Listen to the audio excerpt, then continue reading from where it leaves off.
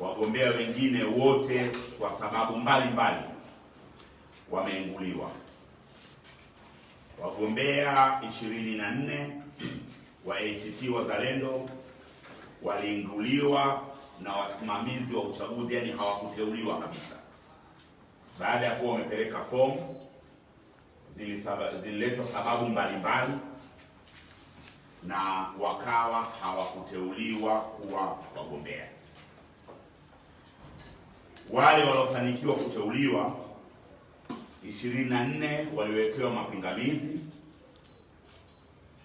na mapingamizi yale wakawa wameinguliwa kwenye kugombea. Kwa hiyo tulikuwa tumebakia na wagombea 104 tu. Wagombea wote hawa wamekata rufaa, na mwanasheria mkuu wa chama tayari amewasilisha rufaa zote Tume ya Taifa ya Uchaguzi kwa ajili ya tume kuweza kuzishughulikia. Upande wa Zanzibar, katika majimbo 50 ambayo tuliweka wagombea 14 walienguliwa, na katika hao 14 wagombea 9 wameenguliwa kutoka majimbo 18 ya kisiwa cha Pemba.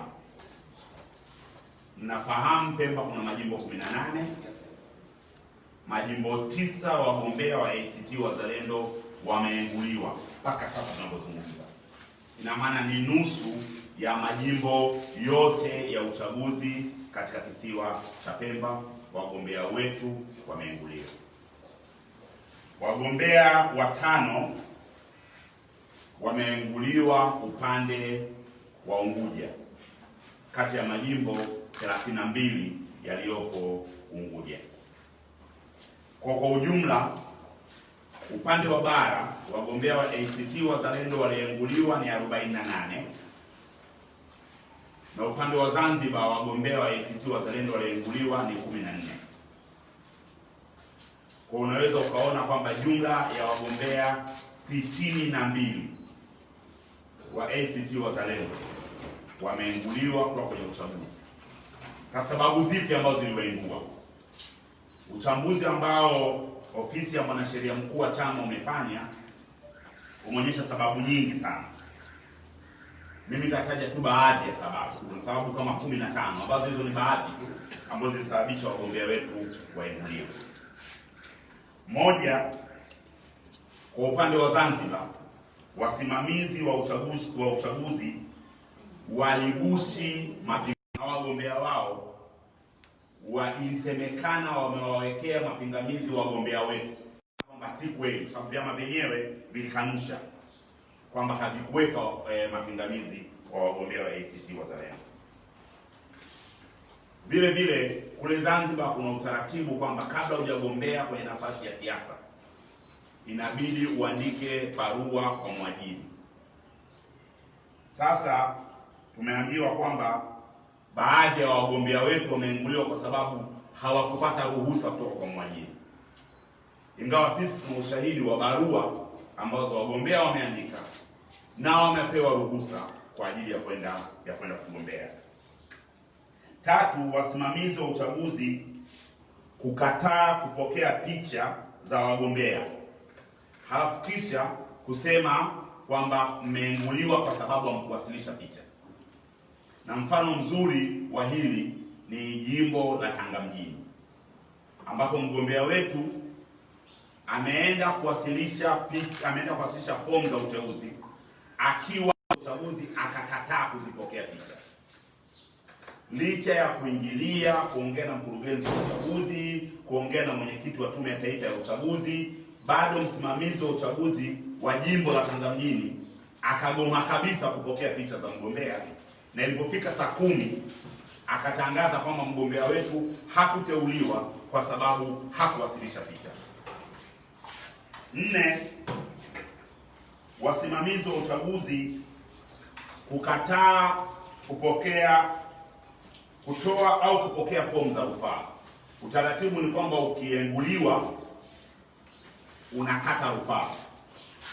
lakini ili ukate rufaa unapewa fomu ya rufaa.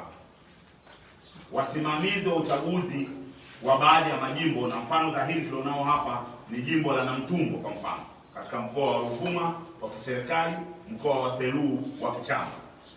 Mgombea wetu wakili Bonifacia Mapunda, baada ya kuwa ameinguliwa, msimamizi wa uchaguzi akakataa kumpa fomu za kukata rufaa, na kuna kesi za namna hiyo nyingi sana.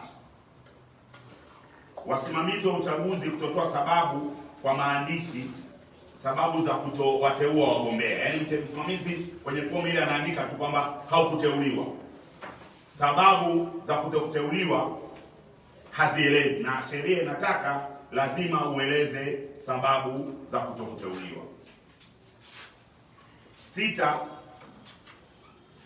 Wasimamizi wa uchaguzi kubuni mapingamizi nje yaliyoainishwa kwenye kanuni na maelekezo ya uchaguzi. Kwa mfano, mgombea anaambiwa kwamba hauna udhamini wa katibu mkuu wa chama, wakati sheria ya uchaguzi inataka katibu wa jimbo kwa vile vyama vyenye majimbo au katibu wa wilaya kwa vile vyama vyenye wilaya ndio kugonga muhuri na kuweza kuteua wagombea. 7. Wasimamizi wa uchaguzi kukimbia ofisi zao na hivyo kuwanyima nafasi wagombea wetu kuchukua au kurejesha fomu. Na haya yametokea katika majimbo matatu ya mkoa wa Lindi: jimbo la Mtama, jimbo la Ruangwa na jimbo la Nachingwea, ambapo wagombea wetu kila wakienda kuchukua fomu msimamizi wa uchaguzi anakuwa hayupo. Jimbo la Mtama, msimamizi wa uchaguzi amerudi masaa mawili kabla ya uteuzi, amerudi saa 8 ofisini, uteuzi mwisho saa 10. Na hata mgombea alipopata fomu ilikuwa ni vigumu sana kuweza kukamilisha taratibu zote ndani ya masaa mawili, kwa sababu itakiwa lazima kwenda mahakama ya Lindi, kutokea Mtama kwenda mpaka Lindi, tayari yenye kwenda na kurudi ni saa nzima imesha katika, achia muda ule ambao unatakiwa kujaza fomu na kupata malipo ya mahakama, kupata muhuri wa mahakama. Kwa ni dhahiri kwamba katika majimbo ya Nachingwea, Mtama na Ruangwa wasimamizi wa uchaguzi walitumika ili kuzuia wagombea wetu kupata fomu au kurejesha fomu. 8. Wasimamizi kubadilisha maandishi ya fomu za wagombea wetu, na hii tumeona kwenye maeneo mengi kwamba umeandika jina labda Abdallah, halafu kule mbele anaongeza ai, inakuwa Abdillahi, hapo anasema wewe sio mgombea kwa sababu jina lako sio hili ambalo limethibitishwa na chama chetu. Na hiyo yako kwenye maeneo mengi sana, miongoni mwa hayo majimbo jumla ya 62 ambao wagombea wetu wameinguliwa, na tumepeleka ushahidi wote kwa Tume ya Taifa ya Uchaguzi kwenye rufaa zetu. 10. Wasimamizi wa uchaguzi kukataa baadhi ya wadhamini licha ya kwamba wamo kwenye daftari la kudumu la wapiga kura. Na huu pia ni mchezo ambao umechezwa kwenye majimbo mengi sana, ambapo wasimamizi wa uchaguzi wanabadilisha namba, na kwenye nyingine unaona kabisa wameweka whiteout na kubadilisha namba za watu ambao wamewadhamini wagombea wetu, halafu wanaambiwa kwamba hawa hawamo kwenye daftari. Lakini ukienda kwenye mtandao wa Tume ya Taifa ya Uchaguzi, ukiweka namba zile unawaona wamo kwenye daftari. Namba 11, sababu ya 11 ya mapingamizi na kuengua wagombea wetu: wasimamizi wa uchaguzi kukataa mihuri halali ya mahakama. Na hii imetokea kwenye baadhi ya maeneo, na mfano mzuri ni ule wa hapo awali nilioeleza wa jimbo la Namtumbo. 12, wasimamizi wa uchaguzi 13, wasimamizi wa uchaguzi kufanya maamuzi kabla ya wagombea kupewa pingamizi au kabla ya kurejesha majibu ya pingamizi. Na tumeiona mifano hii kwenye majimbo kadhaa ya Pemba, ambapo mgombea anaitwa kwenda kuchukua pingamizi, badala ya kupewa barua ya pingamizi ili akalijibu, anapewa barua ya kwamba ametenguliwa. Kwa ina maana barua za kuwatengua zilikuwa tayari zimeandaliwa kabla hata mtu hajapewa barua ya pingamizi. Na hiyo imefanyika sana katika majimbo 9 yale ya Pemba ambayo nimewaelezea hapo awali. 14, wasimamizi wa uchaguzi kupokea mapingamizi nje ya muda. Tuna mfano mzuri sana wa Uliankuru Tabora, ambapo mpaka tarehe 1 mwezi Septemba msimamizi wa uchaguzi bado anatoa mapingamizi kwa wagombea. Yaani muda ule wa uteuzi umeshafanyika, muda wa kuweka mapingamizi umeshafanyika, hapo msimamizi wa uchaguzi baada ya siku 4 anatoa barua ya pingamizi. Na hii imefanyika kwa wagombea wengi sana vyama vya upinzani katika maeneo kadhaa hapa nchini. Na mwisho, wasimamizi wa uchaguzi kuwaingua wagombea kwa kigezo cha kushtakiwa na si kuhukumiwa na kutia hatiani kama sheria inavyosema. Kuna baadhi ya wagombea wana mashtaka mbalimbali, lakini mahakama haijamaliza muda wa kazi yake, haijahukumu watu, halafu wasimamizi hawa wameingua watu kwa visingizio hivyo.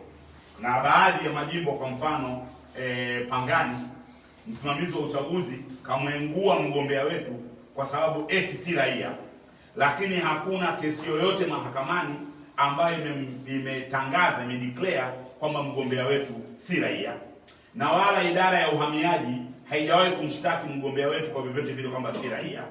Lakini kama si raia, mgombea huyo takiwa saa hizi wameshakamatwa na uhamiaji na kurudishwa kwa hiyo nchi wanayosema, lakini mgombea bado yupo yeyote, lakini msimamizi wa uchaguzi amemwangua kwamba si mgombea kwa sababu si raia.